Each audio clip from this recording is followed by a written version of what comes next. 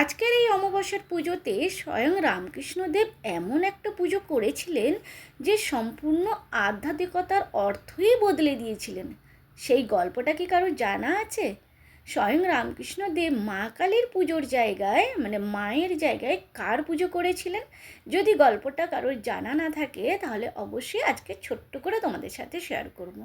আজকের এই অমাবস্যার নাম হলো ফলহারিণী অমাবস্যা বা জ্যৈষ্ঠ অমাবস্যা বা অনেকে শনি জয়ন্তীও বলে।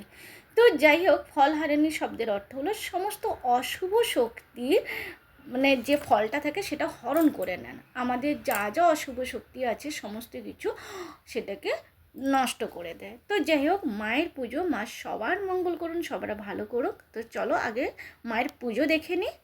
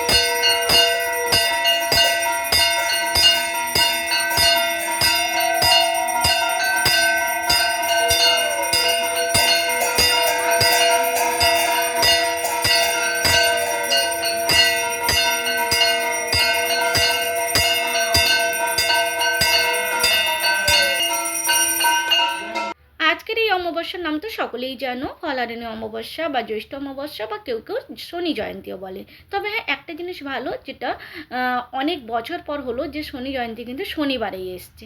তো যাই হোক, এই ফলহারিণী অমাবস্যার সাথে দক্ষিণেশ্বরের সম্পর্ক কী সেটা একটু ছোট্ট করে শেয়ার করব, যারা জানো না শুধুমাত্র তাদের জন্য। যেটা কথিত আছে, যেটা শোনা যায় সেটুকুই আমি শেয়ার করছি ছোট্ট করে। 1873 সালে রাত্রিবেলা রামকৃষ্ণদেব এমন একটা পুজো করেছিলেন যেটা সত্যি আধ্যাত্মিকতার অর্থই বদলে দিয়েছিলেন। তিনি মা কালীকে মানে মা কালীর পুজোর জায়গায় নিজের স্ত্রীর পুজো করেছিলেন, দশ মহাবিদ্যার অন্যতম দেবী ষোড়শী রূপে পুজো করেছিলেন।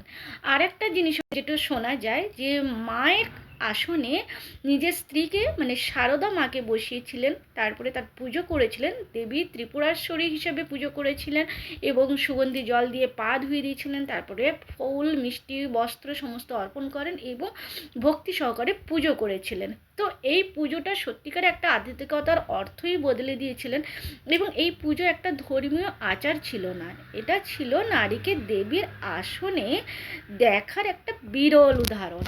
তো সত্যি আমারও এই গল্পটা জানা ছিল না, যখন তোমাদের সাথে শেয়ার করছি তখন আমি এই গল্পটা জানলাম, তাই তোমাদের সাথে ছোট্ট করে শেয়ার করলাম। এই ড্রেসটা কেমন লাগছে সেটা অবশ্যই বলো। আর হ্যাঁ, মা সকলের ভালো করুন, জয় মা। ভালো লাগছে? হ্যাঁ না, একটা লুজ আছে, অনেকটা লুজ আছে, যাই হোক একটা লুজ। তো কেমন লাগছে ড্রেসটা? ভালো লাগছে তো যাই হোক। তো আজকে ছিল ফলহারিণী অমাবস্যা, আর এখানটায় অনেক বড় একটা আজকে পুজো আছে, সেটা নাকি মানে 100 বছর পর হলো এরকম একটা কিছু ব্যাপার আছে, আমি যদিও জানি না ঠিকটা, তাও যেটুকু শোনা কথা আমি সেই শোনা কথাই বলছি। আজকে শনি জয়ন্তী এরকম একটা কিছু আছে, তো দুটো একসাথে পড়েছে, অমাবস্যা প্লাস শনি জয়ন্তী। তো ওই জন্য অনেকেই কিন্তু আজকে মায়ের কাছে তেল দিচ্ছে। নর্মালি কিন্তু তেল দেওয়া হয় কি না সেটা আমার জানা নেই, কিন্তু আজকে অনেকেই কিন্তু তেল চড়াচ্ছে। প্রসাদ তো অবশ্যই আছে, বাট প্রসাদের সাথে তেলও আছে। তো যাই হোক, অনেক দিনের পর অমাবস্যার পুজোতে আমি জয়েন হতে পেরে আমার নিজেরও ভীষণ ভালো লাগছে। প্রতিবারে ইচ্ছে খুব থাকে কিন্তু আমি জয়েন করতে পারি না। আজকে মায়ের আশীর্বাদে একটু দেরি করে গেছি, বাট আমি গিয়ে মায়ের পুজো থেকে শুরু করে হোম থেকে সমস্ত কিছু আমি কিন্তু দেখেছি, বসেছি। তো এটাই হচ্ছে আমার কাছে অনেক বড় একটা পাওনা, কারণ ইচ্ছা থাকলেও অনেক সময় হয়ে ওঠে না। তো যাই হোক, কেমন লাগলো বলো আমার আজকের ব্লগ? যদি ভালো লাগে তাহলে অবশ্যই লাইক কমেন্ট করো। কী কী খাবার হয়েছিল সেটাও তোমাদের সাথে শেয়ার করেছি। লুচি থেকে চাটনি, আমাকে আবার এত বড় একটা আমের আঁটি দিয়েছে, যেটা তোমরা অবশ্যই খেয়াল করেছো। তো আমি এমনি চাটনি খেতে ভীষণ পছন্দ করি, কিন্তু এত বড় একটা আমের আঁটি আর তার সাথে পায়েসটা আজকে সত্যি দুর্দান্ত হয়েছে। দেখো আমাদের এখানেও মা কালীর ফটো আছে। তো আজকে পায়েসটা সত্যি একদম অসাধারণ দুর্দান্ত পায়েস হয়েছে, কারণ আমি মিষ্টি জিনিস খুব একটা খেতে মানে খাই না, কিন্তু পায়েসটা বেশ ভালো লাগলো। আর পেঁপে ডাল, যেটা বেশ ভালো লাগে, তার সাথে পুরি আমি একটাই খেয়েছি, আমি পুরি খুব একটা খাই না, তাও একটা পুরি খেয়েছি। তার সাথে ভাত ছিল, মানে অন্ন ছিল, তো বেশ ভালোই লাগলো মায়ের প্রসাদ। আর তারপরে তো ফল প্রসাদ ছিল।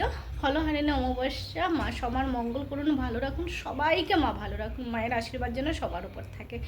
তো কেমন লাগলো বলে আমার আজকের ব্লগ? যদি ভালো লাগে তাহলে অবশ্যই লাইক কমেন্ট করবে। টাটা বাই বাই, সবাই খুব ভালো থেকো, টাটা।